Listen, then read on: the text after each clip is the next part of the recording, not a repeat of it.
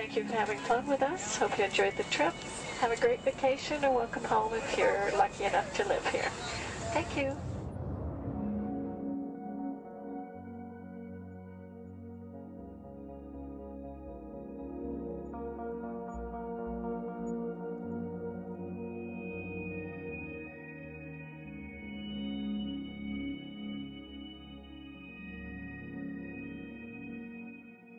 The whole valley's off the grid, so it's either solar, wind, or generators.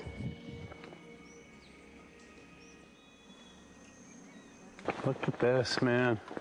Yeah, the mind can't even conceive of a dream of this. Yeah. Right. Yeah, right. Even coming here, and one would never think, you know, in paradise that it's getting destroyed. And they're doing it island style. They do it off the island, right? They do it off the island. So they don't, you know, you don't see the chemtrail airplane. The theory is that they're spraying the ocean, offshore, and it's coming in on the. And it's coming in. Now these are coming from the west. They're also spraying on both sides today. A lot of this stuff is actually chemtrails coming this direction. There's material that's blocking. We should be able to see to the horizon, you know, where the Earth curves, because we're high enough and we have the ocean, right? So we should be able to see. We should be able to see the Big Island. It's only 30 miles away. And you can see it's not a blue sky behind it. That's the key. It's all, you know, has that kind of weird looking blue, like silver blue, I call it. And this is a nice day. You know, there's no more blue sky. The night we're gonna look at the stars tonight, and it's like, you'll see it. You can count them. There's so few stars at night now. There should be hundreds of thousands of stars, and I can count the stars. There's like one here and one planet here. It's like. You might see, some nights you'll see 100, some nights you'll see 10. This is what concerns me, this kind of stuff right here. It's just soft. Okay. This just comes right off, this bark. That's not natural. For I've seen hundreds of thousands of coconuts and I've never seen it falling apart like that. Look at this, you guys. I've never seen anything like this. I used to trim trees all the time in the Big Island. I've never seen anything like that. That's why I'm concerned. Not an easy task that you have here on the island. I could see the skepticism because it is so far beyond anybody's reality. It's amazing. It's just amazing to try to look through somebody else's eyes. Like my eyes, I can see this so it's like night and day. And other people, it's just the illusion is just so deep. What do you think would happen if everybody awakened to what was going on and what the plans were of geoengineers? I think they'd have a revolution in Hawaii. If people really understood what was going on. What's your concern for? I know that you love the land here. What's your concern about the chemtrails? Well, that we won't be able to live here and grow our own food, and that our health is going to be compromised. Do you think it already has been? Yes. And the thing is that they're doing it every day here, every day. So it's hammering, micro doses every day. And then, of course, it's getting in the environment, and of course, it's weakening the plants. And it takes a couple years for this to actually weaken the plant. So we are asking for GMO taro. We're asking for GMO papaya because we can't grow our natural seeds.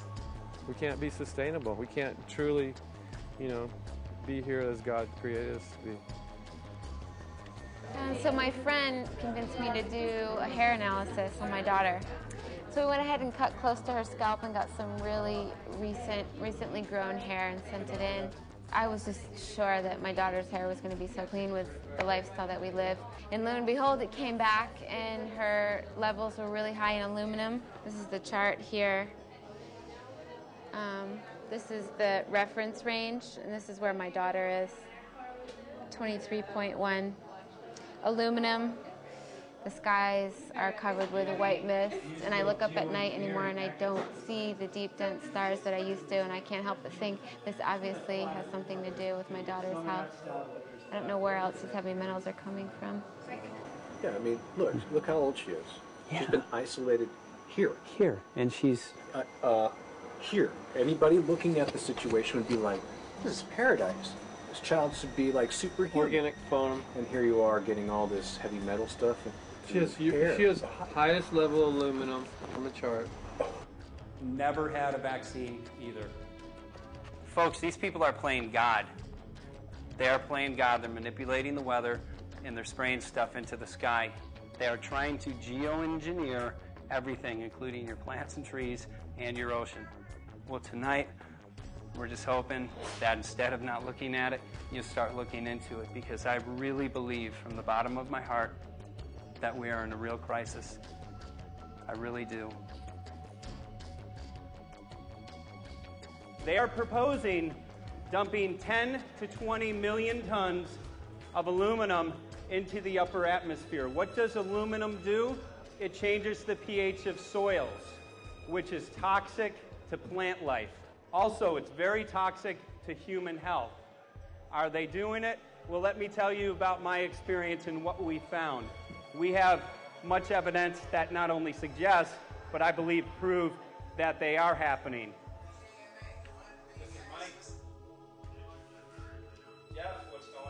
And as I promised, we're joined right now by a very special guest, Michael J. Murphy, currently on location in Hawaii. He's working on a documentary film called What in the World Are They Spraying? Michael, welcome to the program. Great to speak with you today.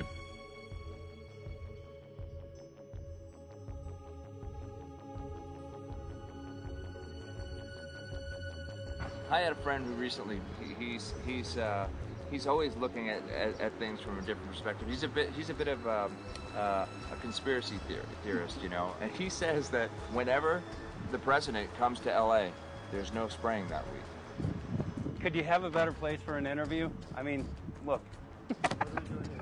Well, this is being done over our farms and over our things. So basically, they want to eliminate our ability to eat organic food, have clean water. So in some ways, it sounds to me like, and you know, again, it's just a projection, but it sounds to me like this is control. How do we control the masses? Yeah. How can aluminum be good for you in any? And what was the second chemical you mentioned? It's barium. Barium aluminum. Obviously, those are toxic to everything. To human health. Yeah. Human health, to farms, to animals, to everything. 61,000 parts per billion. And there should be a government alert at 1,000? At 1,000, people are drinking this. People that climb the mountain, they're drinking that snow. It's poison. Oh my God, that's so disgusting. So that's 60,000 times above regulation. Exactly. 60,000 times above regulation. And I've talked to friends, and they're like, well, that's just ice. That's just condensation. And I'm like, you can talk to a second grader. Ice doesn't float in the sky and spread out that way, you know? You're not an expert, but you're a concerned citizen who said, wait a second. Who's actually doing the research. Yeah, you're doing the research, and that's what we need to do as Americans and say, you know what, I want to know what's going on. I want to know what the FDA is doing to my food. I want to know what the government's doing with my air, my water, and the soil. And, you know, it's just great what you're doing. And I just, my kudos to you for bringing light to this subject. Put all of the theories aside, just what geoengineers are proposing and what's being found is scary enough. So we can just address that. And I encourage more people to just step up and ask questions and do what he's doing. So thank you, Michael, very, very much. Aerosol spraying aluminum affects everywhere, and we have a beautiful tropical climate which I believe might be in jeopardy. So we wanted to not only come and bring the message of what people were finding around the world, but encourage people to test for the aluminum, strontium, barium. Essentially, I think it was an effective trip. I saw a lot of people here in Hawaii, in Maui, awake and not only curious, but willing to look into this deeper, and that's my only hope. This is one of the boldest moves, I think, from Ed Griffin yet. This is the taboo topic that nobody's supposed to talk about, and that is aerosol spraying. Now, we've got tons of documented proof of errant aerosol spraying. It just blows my mind that the whole essence of humanity has always been to look up into the sky and ask why. Though there are no limitations, there's endless space, an endless universe. Now, in the 21st century, we're not allowed to do that. Anyone who looks up and sees the giant grids and the X's in the sky that weren't part of our existence until just a decade or two ago is somehow called a kook. And the people that are the best and biggest proponents for the revolution and for liberty, they don't want you to talk about it because you could discredit them. It seems to be an industry that's being built up to milk the taxpayers by undergoing some kind of a giant global spraying program to make all kinds of money on the project. And they don't seem to care really what effect it has. They're not trying to experiment to see if humans can survive it or anything like that. They just want to get this stuff up. And then we discover, as we're going further down the line, that there are companies generating genetically modified organisms, seeds, modified seed crops they're being engineered to resist the aluminum in the soil. And a lot of crops won't grow in that. And so now, after they've messed up the soil, all the farmers were going to have to go back and buy seeds that have been genetically engineered to resist the aluminum that have been put into the soil. And all of a sudden, mankind is completely dependent upon these companies like Monsanto and other giant agricultural firms. You can't even grow natural seeds anymore. And we're looking at that. It's a shocking thing. I hope we don't find that that's true. But all the arrows right now are pointing in that direction. We get into cost-benefit analysis here because there's also HARP could be involved in this. Geoengineering, as you guys mentioned, which is documented heavily in Dennis Kucinich's bill, that is the Space Preservation Act, which, by the way, I don't think got through Congress. And then Kay Bailout, as we call her here, Kay Bailey Hutchinson, also put together some legislation in order to qualify geoengineering, which, again, is supposed to save us all from global warming. But it is cost-benefit analysis because they can benefit on so many different levels, Ed. That's how they do everything, isn't it? That's right. And, you know, there's an old adage, if you just follow the dollar, follow the buck, you get to the source of the problem. And it looks to me like there's a tremendously profitable industry being built up right now around this concept of geoengineering or weather modification or reducing global warming and all of these other things that can be sold fairly easily to an unsuspecting public. They all say, oh, well, that's good. We don't want global warming, you know. And so they put up with this, and they don't question, they don't criticize. But behind the scenes, you see a whole industry being built up, which is, as I say, tremendously profitable. And the money for all of that is coming from the taxpayers.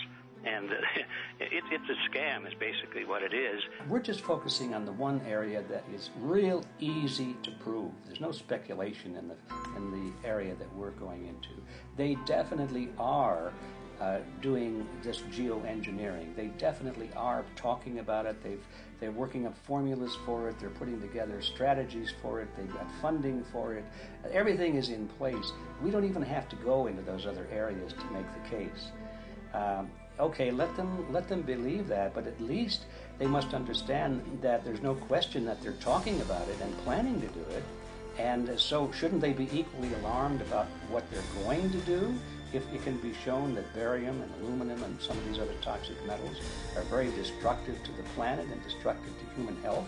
Isn't that enough? You know, how many issues do we need to crank into this?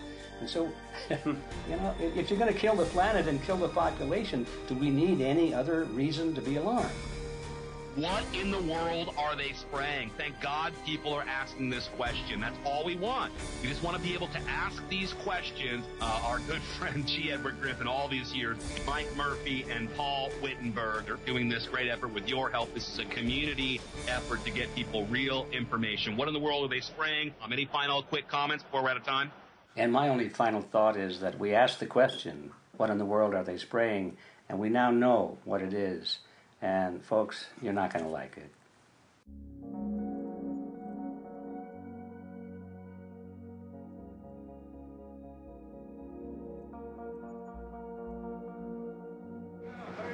Hey! I'm Peter Vreke. I'm from Belgium. I'm 54 years old. I can't believe it myself. I'm a very happy and grateful person. We are doing the job the police or the Justice Department or the Environmental Department should have been doing. And it's really essential